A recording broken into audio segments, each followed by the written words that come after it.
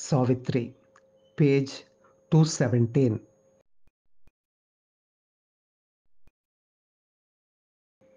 Soon he emerged in a dim, wall-less space, for now the peopled tracks were left behind.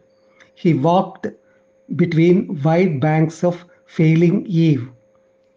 Around him grew a gaunt spiritual blank, a threatening waste, a sinister loneliness that left mind bare to an unseen assault. An empty page on which all that willed could write, stark monstrous messages without control, a traveling dot on downward roads of dusk, mid barren fields and barns and straggling huts, and a few crooked and phantasmal trees.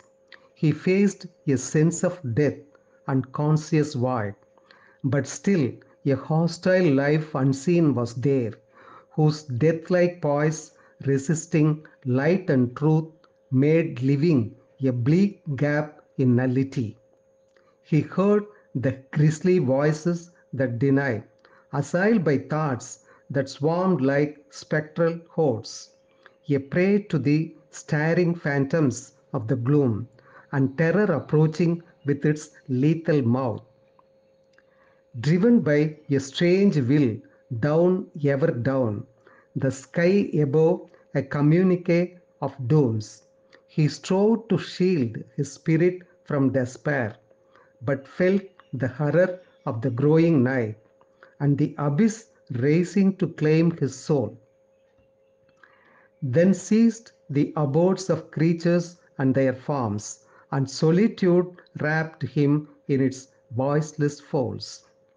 All vanished suddenly like a thought expunged. His spirit became an empty, listening gulf, void of the dead illusion of a world. Nothing was left, not even an evil face.